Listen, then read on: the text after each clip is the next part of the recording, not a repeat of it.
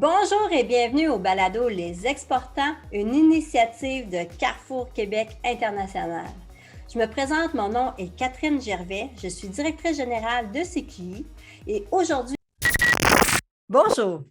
Aujourd'hui, j'ai la chance d'être avec Ariane Lessard, qui est stratège en commercialisation internationale chez nous et puis qui nous a fait une sélection de ses meilleurs extraits de la saison 1. Bonjour Ariane. Bonjour Catherine, je suis vraiment contente d'être avec toi aujourd'hui pour justement faire un retour sur des moments marquants de la première saison du balado. Donc, la plupart des gens qui nous écoutent ne le savent sûrement pas, mais je suis présente à chacun des enregistrements. J'ai donc eu l'opportunité d'assister en direct à toutes les conversations passionnantes que tu as eues avec les experts de l'équipe de CQI et nos entrepreneurs invités. J'avais donc envie aujourd'hui qu'on s'envole un petit peu aux quatre coins du monde avec des extraits d'entreprises et de nos experts qui nous livrent leurs trucs et leurs conseils pour réussir à l'international. Donc, tu as sélectionné des extraits qui parlaient des marchés différents. Donc, je trouve ça vraiment intéressant. Est-ce que tu peux nous en parler un peu? Oui, exactement. Donc, on va entendre tout d'abord des bons moments de notre épisode numéro 6 avec Marie-Pierre Grégoire de DBO Expert International qui vient nous raconter un petit peu son expérience de collaboration avec des partenaires qui sont situés en Amérique du Sud, en Amérique centrale ainsi qu'en Afrique. Nous allons également entendre des extraits de l'épisode 12 avec Nathalie Ashby de Cible et la suite philanthropique Donna qui nous raconte ses débuts en France. Donc, ils ont ouvert tout récemment là, une filiale sur place pour faciliter justement leur développement d'affaires, l'établissement de la marque en sol européen.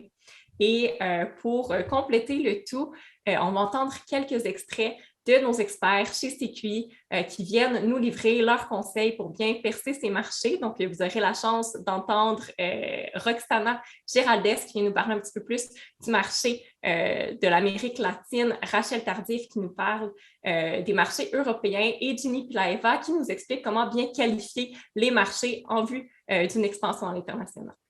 Ça a l'air vraiment intéressant, puis j'ai hâte de réécouter ces extraits-là et de voir ce que tu suggères aux auditeurs. Donc, je te remercie beaucoup, puis je vous souhaite à tous une bonne écoute. Bonne écoute! Salut Catherine! Allô! Donc, au travers de toutes ces années-là, on a rencontré plusieurs entreprises qui avaient des projets d'exportation, puis vous avez sûrement soulevé des fois des erreurs fréquentes ou des bons coups que les entreprises faisaient dans différents domaines de l'exportation. L'exportation, c'est tout un processus, on sait, il peut être complexe.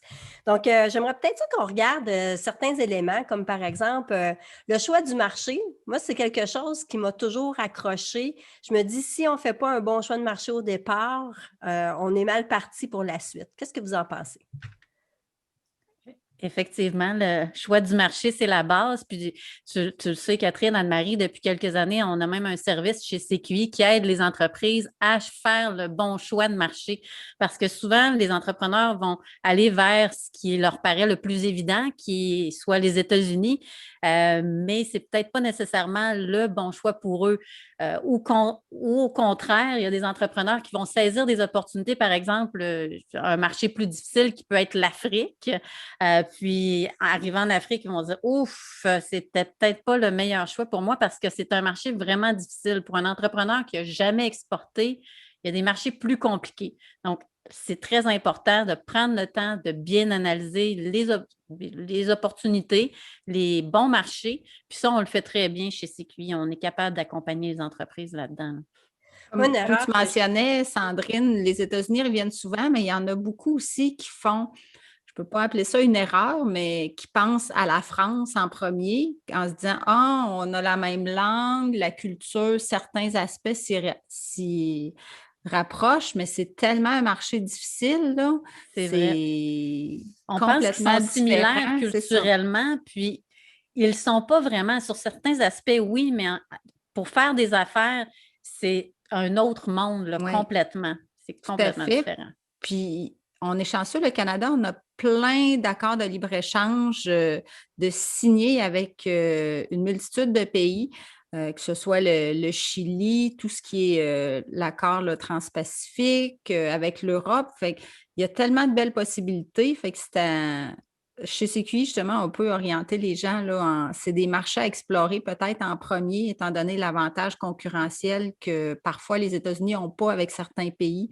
Donc, c'est le moment d'en profiter. Puis, tu sais, on parle de différences culturelles, tu dis la France, mais quand on pense à l'Amérique latine, parce que tu parles d'accords de libre-échange avec la Colombie, le Chili, bien, c'est des peuples qui se rapprochent un peu plus de nous culturellement, je dirais, parce qu'ils sont chauds comme nous, sont sympathiques, ils aiment les gens. Puis je dirais que nous, comme Québécois, on aime les gens aussi. Donc, des fois, on pourrait se dire, oh, l'Amérique latine, c'est loin de moi, mais non. Culturellement, on s'y rapproche quand même assez. Roxana Géraldès qui va nous parler des marchés d'exportation en Amérique latine. Bonjour Roxana, tu es native du Pérou. Pour toi, quelles sont les forces? Qu'est-ce qui représente les belles possibilités des marchés d'Amérique latine? Bon, d'abord, c'est le Mexique qui représente un bon marché pour le Canada, étant donné l'accord de libre-échange qu'on a avec les États-Unis, le Mexique.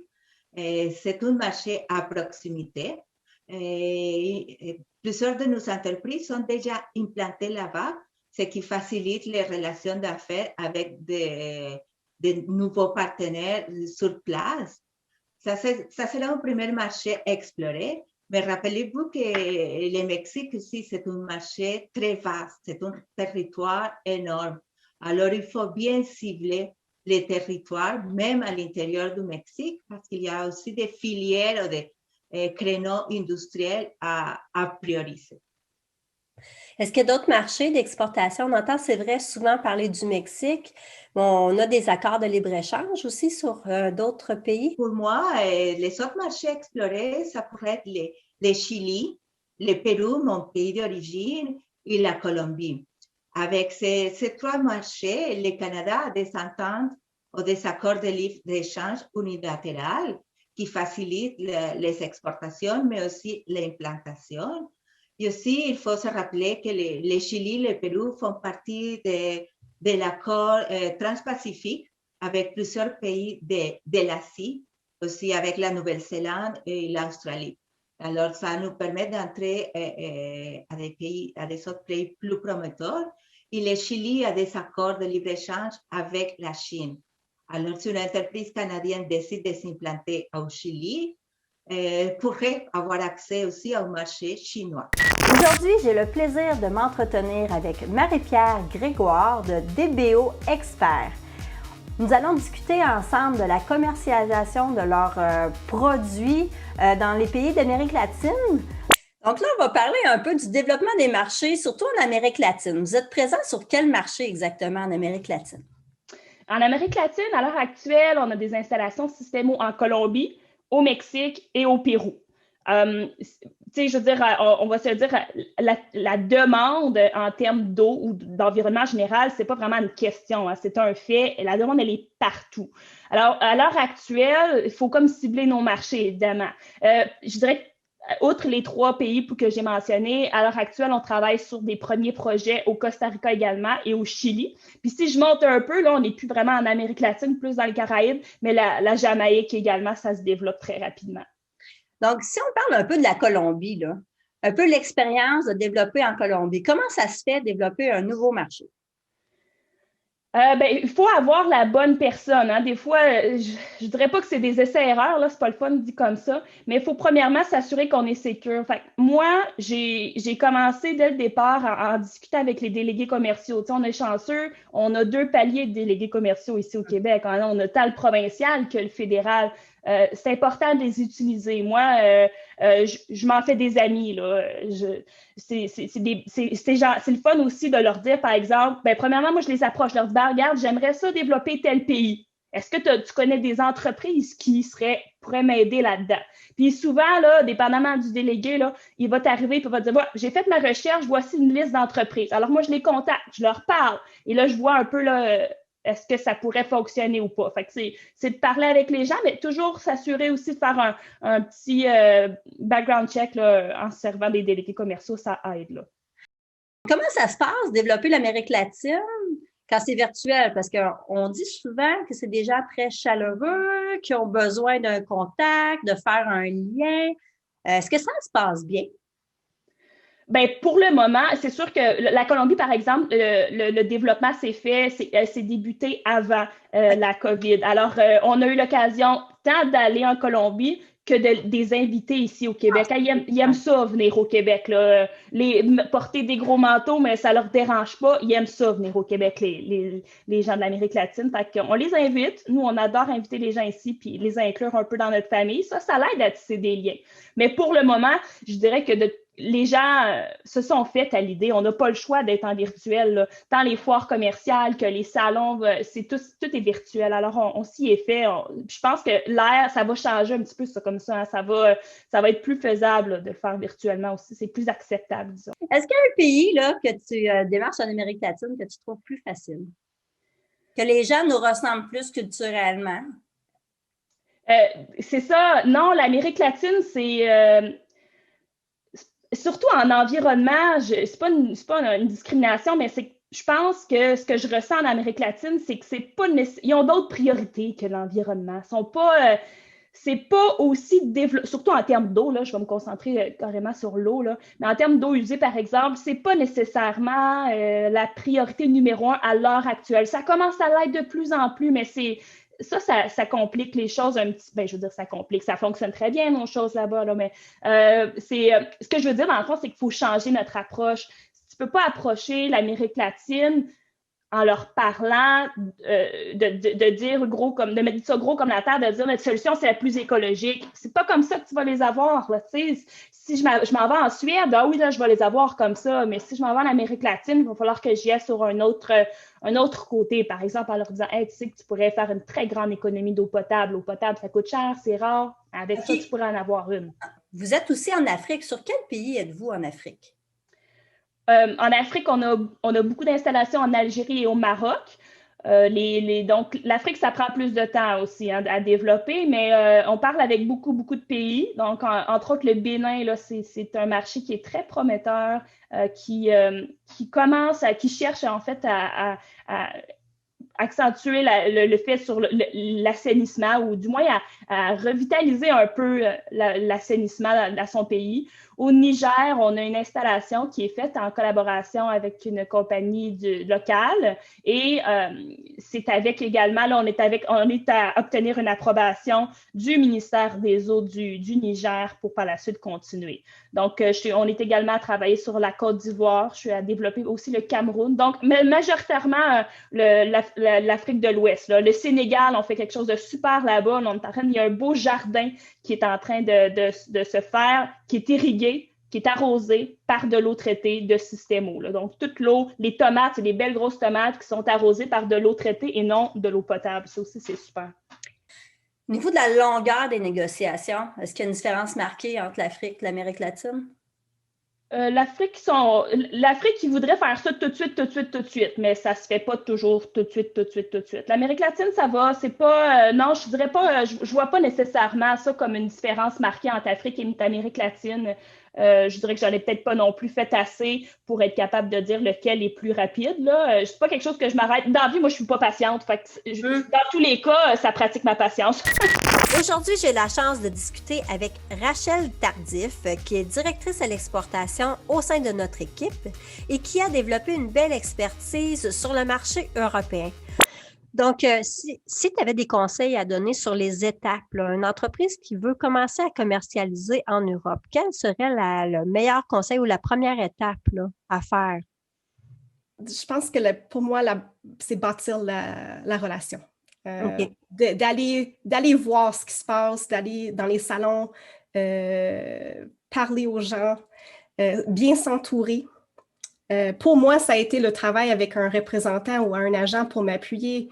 Pour une autre entreprise, ça peut être une autre stratégie. Ça peut être d'avoir un bureau sur place avec une personne à l'interne qui s'occupe uniquement du pays ciblé. Pour moi, on ne peut pas bâtir une relation long terme sans y mettre de l'effort. Aujourd'hui, j'ai la chance de rencontrer Nathalie Ashby de l'entreprise Cible Solutions et on va discuter ensemble de ta commercialisation en France. Là-bas, est-ce que tu es identifié comme une entreprise québécoise ou tu as un pied à terre qui fait que tu es aussi une entreprise française? C'est une bonne question. Oui, on a une filiale. On a vraiment créé une filiale là-bas, donc qui est cible Europe. Pour dire aux gens là-bas qu'on est là, je pense que ça aide grandement. Ça doit aider au niveau des ventes, surtout quand je pense au domaine touristique, ça doit être des fonds publics, donc ils doivent se dire, j'encourage une entreprise française. À ce niveau-là, c'était pas des fonds publics, mais oui, ça peut jouer parce qu'on travaille beaucoup les appels d'offres aussi. On devait déposer un appel d'offres, une offre de service pour le Musée du Louvre, mais il demandait trop d'accréditation. Ça aussi, ben, on n'en a pas parlé, mais toutes les accréditations sont différentes en Europe qu'ici. Le RGPD, là-bas, la loi au niveau de la protection des données est complètement différente. On a dû adapter l'outil par rapport au RGPD, qui va de toute façon être pour nous un avantage concurrentiel parce que je suis convaincue que ça va être une norme mondiale bientôt. Donc, adapter. Mais c'est important parce que là-bas, comme crédibilité, des grands organismes peuvent dire, mais moi, je vais aller vérifier si c'est une entreprise française, tu as raison. Puis, ils font partie de la place. D'être québécois, des fois, ça nous avantage parce qu'ils apprécient beaucoup, comme je disais, l'innovation nord-américaine, puis nos frères québécois, puis l'accent. Donc, on peut utiliser ou en tout cas être privilégié tout dépendamment de la meilleure opportunité, mais je pense que c'est important d'avoir un bureau là-bas sur place. On a un bureau à Paris où est-ce qu'on peut recevoir des clients. Donc, quand je me présente à Paris, on peut recevoir des clients là-bas, malgré qu'on se déplace beaucoup aussi sur la France. Donc, vos premières étapes ont été de participer à des événements, de prendre contact aussi avec les gens du Bureau du Québec pour vous crédibiliser aussi, faire des listes, faire une étude. Vous avez vraiment fait le bon processus pour commercialiser. Qu'est-ce qui t'a fait dire que tu étais prête pour le marché de la France? C'est une bonne question. Je pense mon envie de traverser l'Atlantique, je le disais. Puis, le Canada, c'est intéressant. Toutefois, le but, je me disais, d'être à l'international, ça a toujours été un rêve. Puis, on a fait l'analyse de marché, encore une fois, avec vous. Puis, de voir que le besoin était là. Ce qui est intéressant, l'analyse nous permet de voir ça. Donc, parce qu'on peut pas en faire penser que le produit est voulu, mais s'il n'est pas voulu, on va passer et investir beaucoup d'argent. Donc, de voir, puis on a décidé de développer la France, Belgique, Suisse. Aujourd'hui, j'ai la chance de m'entretenir avec Ginny Pliaeva, qui travaille chez CQI depuis maintenant 2 ans. Ginny s'est entre autres spécialisée au niveau de la qualification de marché et elle nous parlera des différents critères de sélection, de la méthode, aussi des bases de données. Quand est-ce qu'un entrepreneur devrait se dire « je vais faire une qualification de marché pour orienter ma stratégie ». En fait, je crois que c'est vraiment au moment où on est prêt à exporter nos produits, nos services à l'extérieur du Québec. On doit quand même se demander vers où on veut s'en aller. Oui, des fois, parce qu'on a eu une expérience ou on a déjà des contacts dans certaines régions, on est plutôt focusé, on est vraiment décidé, on veut s'en aller vraiment, par exemple, vers l'Ontario, on veut vraiment s'en aller vers le New York.